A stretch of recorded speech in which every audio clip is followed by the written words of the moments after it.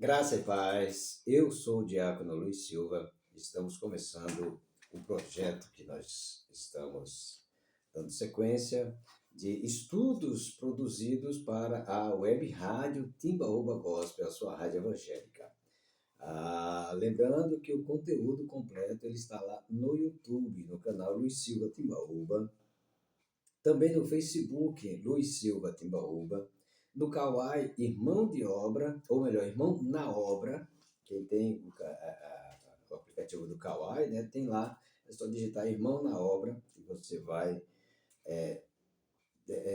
perceber quem somos, né? Também temos no Instagram partes, né, o início desse projeto, desses estudos, que são lá no Instagram, luiz.s.silva6869, e também na web rádio, né? No caso no Google, a Rádio Timbaúba Gospel, pessoal digitava, vai aparecer a nova logomarca, mas é semelhante a essa, tem esse triângulo, né? A Bíblia, o microfone, o headphone.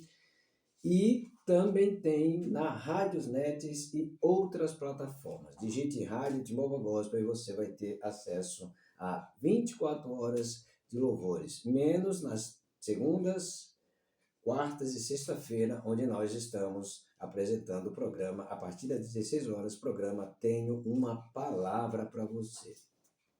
Hoje nós vamos falar sobre quem são os cristãos. Já falamos quem são os israelitas, já falamos quem são os ismaelitas e agora quem são os cristãos. E já dou logo spoiler, né, que amanhã a gente vai trazer o estudo sobre as 3 maiores religiões do mundo. E o spoiler elas têm toda a sua base teológica em um único homem. E aí você vai saber quem é amanhã, tá certo? Vamos lá? Quem são os cristãos? Os cristãos são seguidores de Jesus Cristo e da fé cristã. Eles acreditam que Jesus é o Filho de Deus e o Salvador da humanidade, e que sua morte e ressurreição proporcionam a salvação e a vida eterna para aqueles que nele creem. Eu creio, e é pela fé que nós vamos ser resgatados. E por que, irmão Luiz Silva? Eu deixo aqui esse comentário pessoal, porque se esse Deus, se esse Cristo não tivesse, né, existido, eu sou resultado, assim como muitas pessoas, mas eu digo por mim, de que eu não estaria aqui. Ele é Salvador, ele é restaurador, ele salva, ele cura, ele liberta, ele transforma, ele restaura, ele resgata. Ele escreve, como está escrito na Bíblia, o nome do homem e da mulher no livro da vida, e que brevemente ele voltará para buscar um povo santo, separado, zeloso, cuidadoso das obras, das coisas de Deus e de boas obras, que é amor, que é longanimidade, que é respeito ao próximo, que é honrar pai e mãe, entre outras tantas. Isso são boas obras, e principalmente a obra da fé, que é acreditar que ele existe e trabalhar neste propósito, ensinando que Cristo é o nosso Salvador, o nosso Redentor, e que sua morte nos proporcionou a vida eterna. Louvado seja Deus. Então ele aqui, ele é o Salvador da humanidade. Os cristãos, nós acreditamos que ele é o Filho de Deus, como a palavra diz, crê no Senhor Jesus e será salvo tu e tua casa. Nós acreditamos que ele é o Salvador da humanidade e que a sua morte, que não foi um assassinato, foi ele que entregou a sua vida por mim e por você, nos trouxe a oportunidade de mais de 2025 anos estarmos aqui falando dele hoje. É interessante isso, né? Muitos Já vieram, já passaram, já morreram, foram sepultados, não existe nem mais ossos. Mas o nosso ressuscitou. E ao terceiro dia, ele ressuscitou e foi para o Pai, preparar lugar para mim e para você. E eu, Luiz Silva, quero ver você no céu. Características comuns dos cristãos. Ponto 1, ou ponto, né? Crença em Jesus Cristo. Os cristãos acreditam que Jesus Cristo é o Filho, é o Salvador da humanidade. Ponto. Leitura da Bíblia. Aqui é onde está a cereja do bolo, né? Os cristãos consideram a leitura da Bíblia como a palavra de Deus e a fonte de autoridade para a fé e prática. Não é o pastor, não é o padre, não é o papa que é a igreja, que é a autoridade. Não, a autoridade é esse aqui, ó, esse livro da capa preta. Ela é a fonte. Aqui, ele fechado, como dizem, é só um livro. Mas ele aberto. E você lendo, é Deus falando com você. Porque aqui foram homens e mulheres inspirados por Deus para transmitir algo e deixar algo registrado, para que hoje, dia 28, salvo engano, dia 8, aliás, eu estivesse falando aqui sobre ele. Então, isso é real. Se isso não é real, eu não estaria aqui. Se isso não fosse real, eu não seria um homem livre do crack. Se isso não fosse real, eu não teria uma restituição familiar. Se isso não fosse real, eu garanto para você. Eu acordo, você dá para ver que estou com cara de sono, né? Eu acordo logo cedo, já preparo, deixo tudo preparado e venho para cá. Porque eu sei em quem eu tenho crido. E que se isso fosse apenas uma mera história, como outra qualquer, eu não sairia da minha cama, do lado da minha esposa, nesse frio, para vir aqui falar de alguém muito maior. De alguém que mudou a história da humanidade antes e depois de Cristo. Então, quem é o Cristo? Nós sabemos. Mas quem são os cristãos? É o que nós estamos pesquisando. 3, né? Ponto 3. Oração e adoração. Você conhece alguém de outra religião que ora e adora? Existe uma diferença entre orar e rezar. E todos vão concordar com isso. Porque orar é algo espontâneo. Entro no meu quarto, ou no trabalho, onde quer que eu esteja, ou em alta voz, ou em espírito, somente eu e Deus. É conversar com Deus, é lançar sobre Ele os meus anseios. Se vem algum sintoma de doença, eu repreendo em nome de Jesus e declaro que Ele levou sobre Ele as nossas enfermidades e sobre suas pisaduras eu fui sarado. Isso é fé, isso é oração, é colocar a fé em ação, é conversar com Deus, como eu estou conversando com você agora. Já como diz a oração e a reza, né? A reza é algo que já está escrito, isso é fato. Quiserem criticar, pode criticar, mas não há, contra fatos não há argumento, são a reza, e aí você, mas Jesus ensinou o Pai Nosso. Não, ele deu uma base. Quando vocês orarem, oreis assim. Dando primeiro, depois eu vou fazer um estudo sobre isso.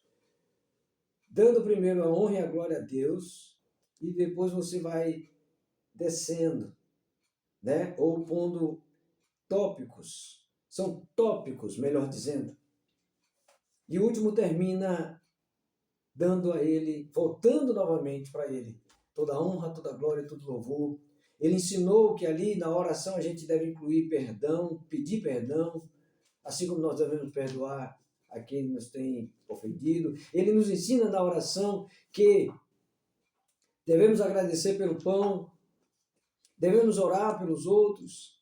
Ali é um modelo, não é a oração para ser repetida. E a reza é algo repetido. Eu já fui dessa outra vertente religiosa. E tem um rosário, tem as conchinhas, e ali você reza uma concha. Você erra tanto Pai Nosso, você erra tanto, reza tanta Ave Maria, e a vida continua a mesma agonia. E eu digo isso porque eu fui.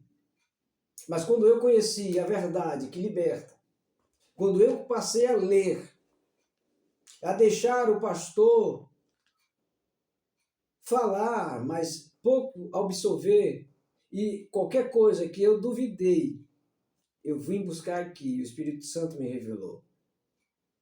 O entendimento, a clareza, a individualidade. Hoje eu não deixo de seguir no pastor, muito pelo contrário, ele é o meu líder espiritual aqui na Terra, assim como o Papa é, como o Padre é. Mas existem formas de ensinar. E a maior fonte, a fonte até do Papa e do pastor é essa daqui. Então, por que não ser a minha? Eu vou por acaso esperar chegar o dia de culto, dia de quinta, dia de domingo, ou uma terça-feira no GCC, para ir aprender a palavra, sendo que eu tenho ela todos os dias, todo momento, a qualquer instante na minha mão, eu posso parar ali 5 minutos para lê-la. Eu venho, acordo, faço essa programação, né? Esses estudos, tomo um café e ainda separo 5 minutos para ler os livros. Ultimamente eu estou lendo os livros dos profetas menores. Então, você não lê, você não tem conhecimento, porque você não quer. Porque se você buscar, você não erra, porque o povo erra por falta de conhecimento. E existe a diferença. Reza, que é palavras repetitivas, e oração, que é uma conversa, um diálogo espontâneo. Deu para entender? A adoração. Os cristãos acreditam que oração e adoração como forma de se conectar com Deus e expressar a sua fé. Você se conecta com Deus através da oração e da adoração. Adoração é elogio, adoração é dar a Ele aquilo, é reconhecer que Ele é santo, que Ele é maravilhoso, que Ele é o caminho, que Ele é a verdade, que Ele é a vida, que dizer que Ele é lindo, que Ele é maravilhoso, que Ele é soberano, que Ele é eterno. É uma adoração, já está dizendo, é um elogio. Nós aprendemos no Rema essa diferença. Adoração é uma vida de elogios, é uma vida de elogiar a Deus, dizer que Ele é bom, dizer que Ele cura, que Ele liberta, que Ele transforma. É elogiar. É como você tem um namorado, uma namorada, o esposo, você diz, olha, você é linda, você é maravilhosa, você é uma pessoa que trabalha bem em casa, você é uma pessoa que merece tudo do bom, do melhor. Isso é um elogio. Você é uma boa dona de casa, uma boa mãe, uma boa avó, enfim. É um elogio.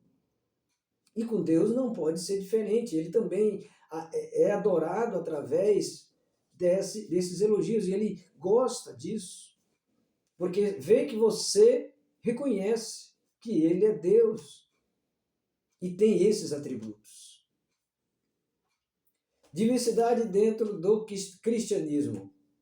Denominações. Existem muitas denominações cristãs, cada uma com as suas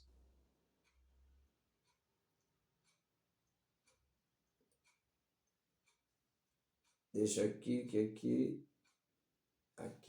Cada uma com as suas próprias crenças e práticas. Ponto. Tradições. O cristianismo tem uma rica história e tradição com diferentes expressões culturais e litúrgicas. Interpretação. Os cristãos têm a diferença de interpretar. Os cristãos têm diferentes interpretações da Bíblia e da fé, o que pode levar a diferentes perspectivas e práticas. Eu vou parar um pouco nesse ponto, porque isso já aconteceu comigo e sempre acontece. Eu leio os Salmos primeiro. Deus me dá uma interpretação naquela hora. Daqui a um dia, 2 dias, eu leio aquele mesmo salmo. Deus já me revela algo diferente sobre aquelas mesmas palavras, aquele mesmo texto. Porque a palavra de Deus, ela se renova. Outra coisa, eu já tive oportunidades de ir para uma igreja, de em casa eu ler a Bíblia, e Deus me deu a palavra. Eu fui para o culto, o pregador falou a mesma palavra, e na televisão ou no rádio foi falada a mesma palavra. E outra pessoa chegou para mim e disse, olha, na minha igreja também foi pregada essa palavra. Ou seja, uma palavra, mas várias interpretações. Não são interpretações só, são inspirações, são entendimentos.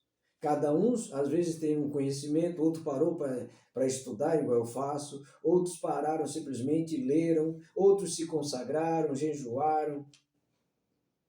E Deus, ele enche. E a igreja, o público, ele é diferente. Então, a palavra que eu li, que foi para mim a interpretação, para eu consertar a minha vida, para eu colocar a minha vida no altar, para eu poder ter aquela interpretação, aquela ideia de quem é Deus e o que Ele está falando comigo. É diferente de pegar esse mesmo Salmos e falar para uma igreja onde tem várias pessoas com vários pensamentos, várias almas. Conseguiram entender isso? Não é que ela esteja sendo contraditada ou é contraditória, não. É que o que eu leio do Salmo 1, ele vem para mim.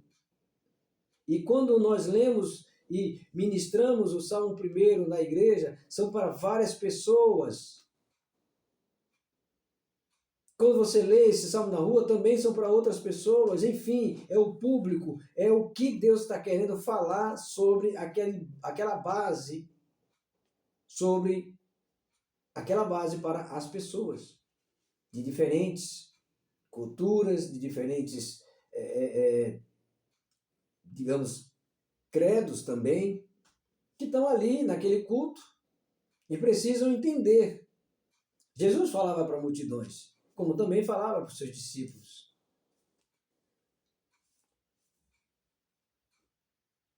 Valores e princípios.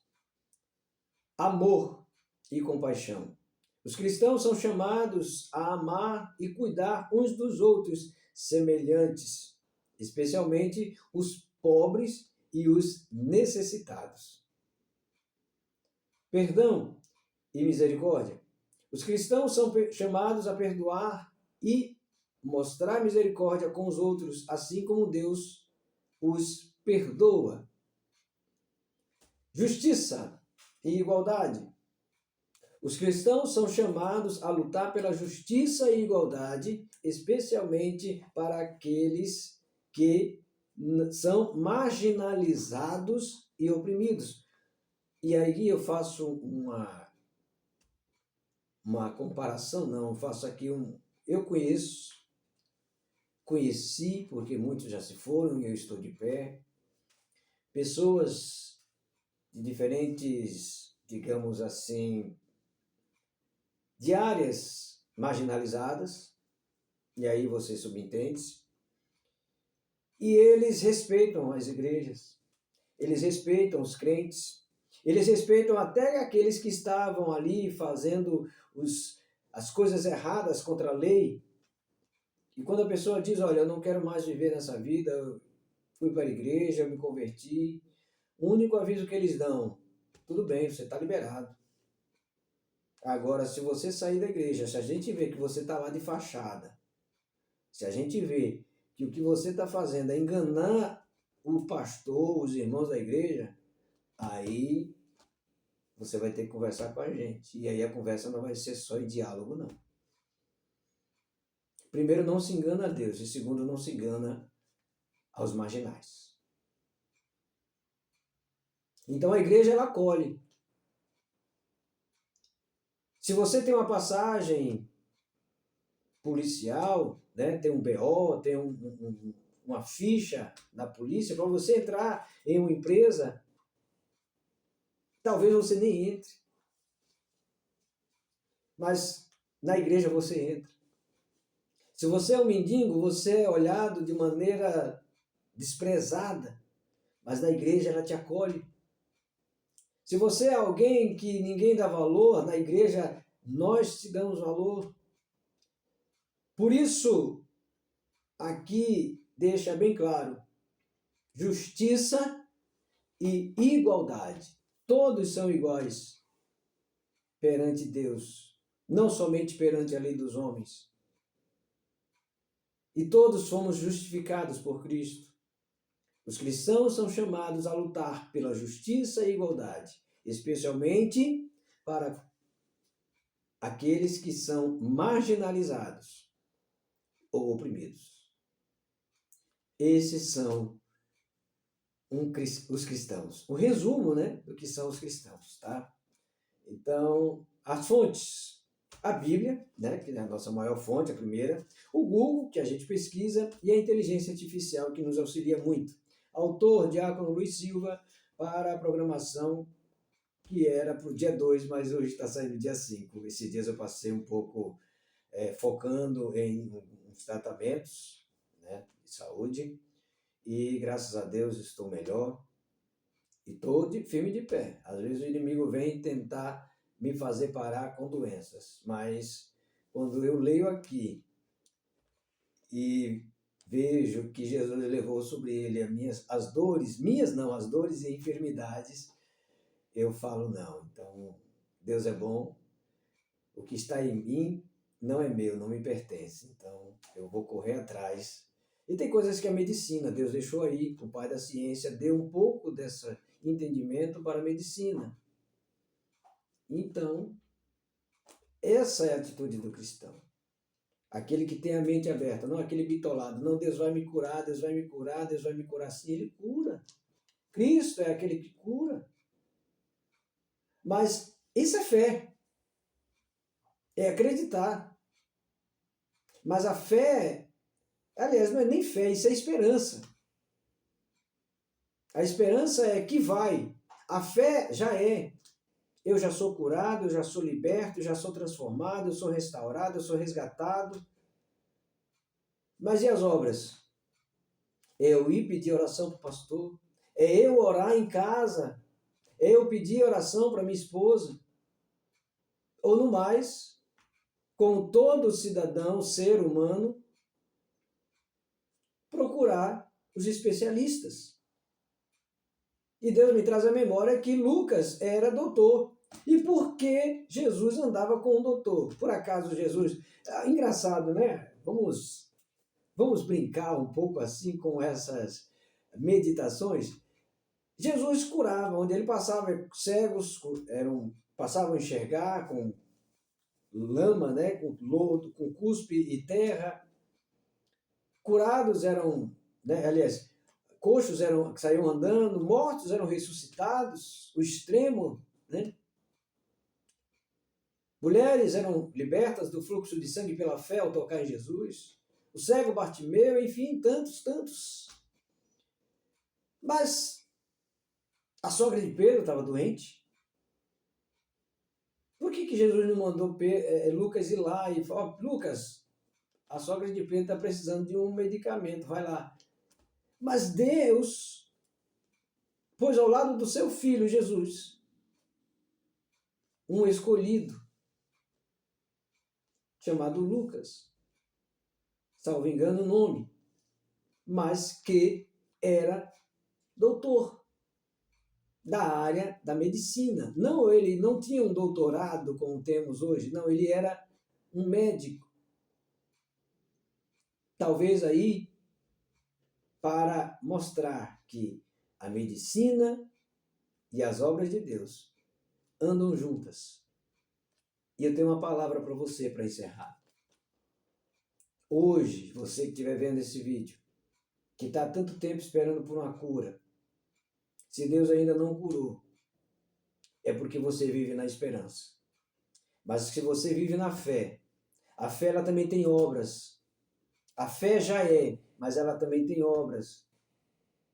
Eu passei dias com dores, mas eu tinha esperança. Depois que eu passei a agir na fé, eu falei, hoje eu vou no médico.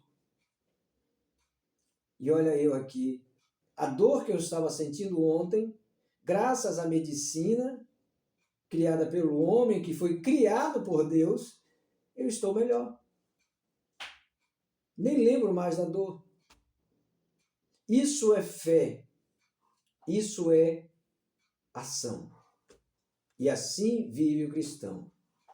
Eu tenho fé que Jesus vai voltar. Esperança que Jesus vai voltar. Pela fé eu creio que ele já está vindo. E eu estou agindo conforme ele mandou. Ide e anunciai o evangelho. Esperança naquilo que vai acontecer, fé naquilo que já é e obras, que é o trabalhar na seara do Senhor. Então, que você medite sobre essas palavras e que Deus abençoe a todos, em nome de Jesus.